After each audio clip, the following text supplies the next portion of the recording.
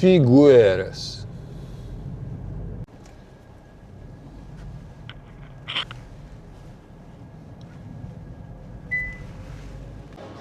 Okay.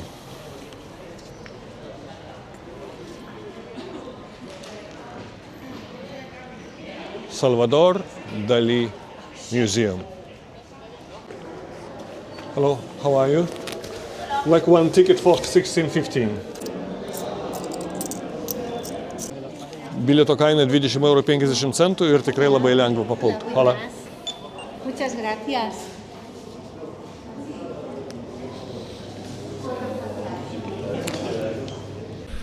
Taigi, žmonės, galiausiai aš esu Salvadoro Dali muziejuje Ispanijoje, Figueres.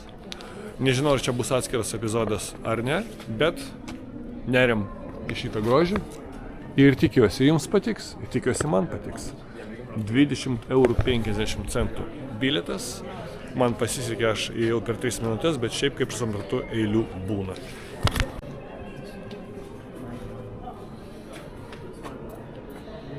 Okay.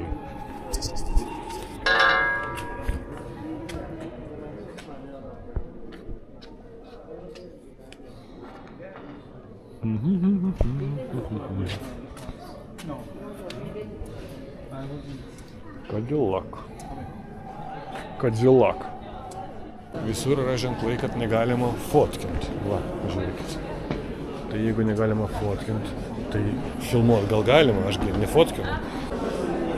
Taigi, manau, atskirą epizodą nedarysiu, bet po biškį pafilmuosiu. Va čia chebra varo, vaikšto kažkur.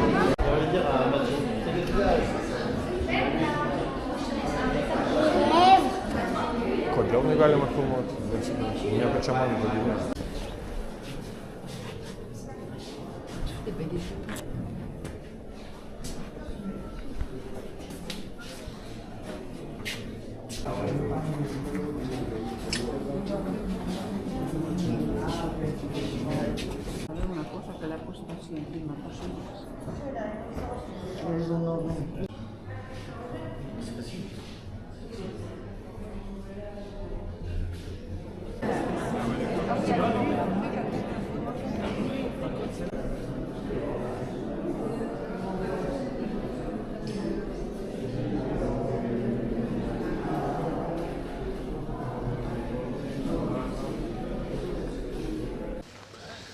Deja, pas mane susigadino kažkodėl keli failai, korteliai, paskutiniai, bet nieko baisaus, nedaug prarasta.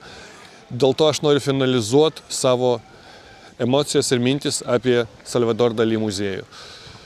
Taigi, deja neleido filmuoti, tai ką ir filmavau jau matėt, nei daug, nei mažai, tačiau man asmeniškai 40 minučių tenais pabuvimo visiškai užteko, nes tas surrealistinis menas, tai ne man. Aš tikiu, kad yra žmonių, kurie ten gali visą dieną būti, bet man užteko. Taigi 20,50 €, kartais reikia palaukti, bet man pasisekė, kad nelaukiu, bet iš tikrųjų, jeigu esat čia, jeigu mėgstat šitą meną, verta aplankyti, aš nesigaliu nei kiek, tiesiog, kad mano interesai yra kitokie. Tai va, o dabar esu visiškai kitoje vietoje, paskutiniam savo spote ir tuoj jums parodysiu ir paskaitysiu, kur aš esu ir apie ką visą tai.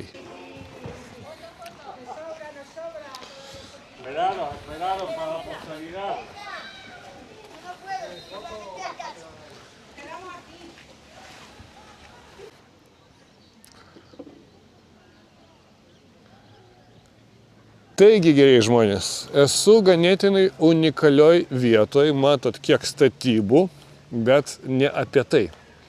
Toj, kol einu, jums ir papasakosiu. Man iš dešinės, turbūt jums, ne, yra ežeras Banyoles vadinasi. Tai labai įdomus ir gana unikalus ežeras Ispanijoje. Jis garsus ne tik dėl grožio, bet ir dėl savo neįprastos kilmės. Tai didžiausias natūralus ežeras Katalonijoje. Jisai susiformavo prieš maždaug 250 000 metų dėl tektoninių judėjimų ir kalkakmenio tirpimo po žeme.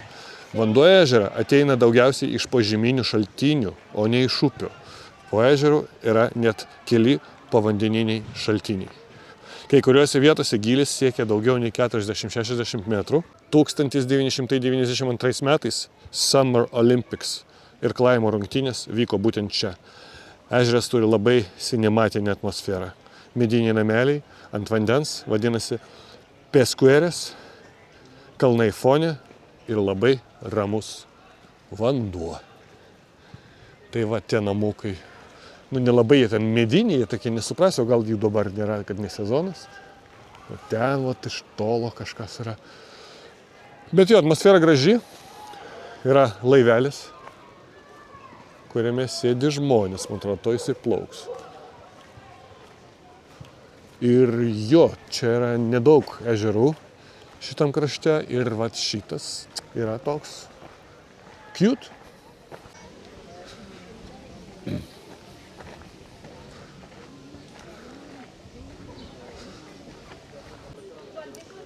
Nu, man atrodo, to jogins čia normaliai.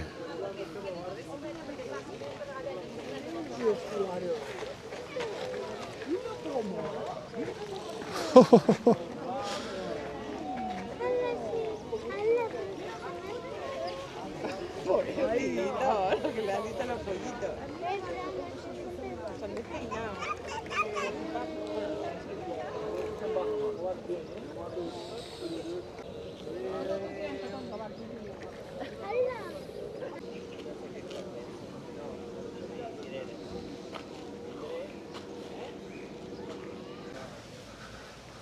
Žobis dan. Laikas šaut atgal į Joretą. Jau vėlu.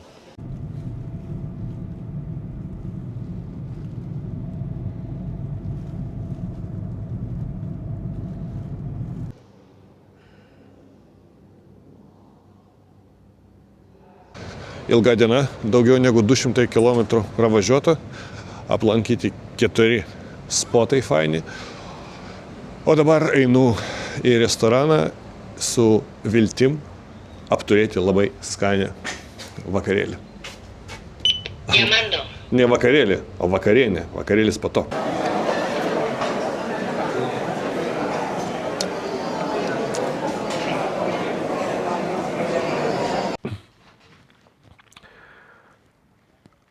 Tai buvo priimtina, ta vakarienė.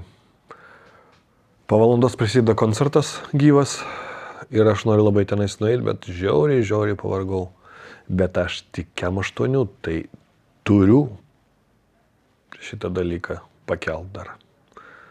Tai reikia ruoštis, puoštis ir varyti.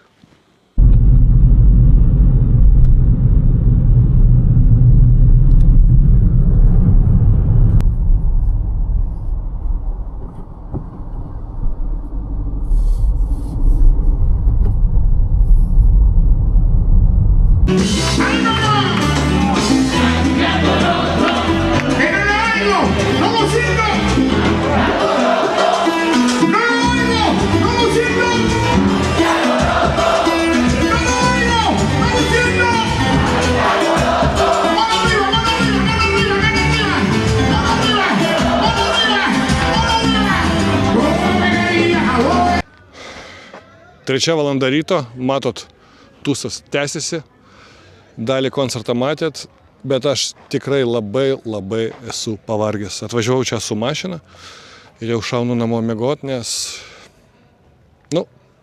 toks jau tas gimtadienis. Bet gimtadienis pasibaigęs, reikia išsimiegot ir rytoj judėsim toliau. Neatsijunkit.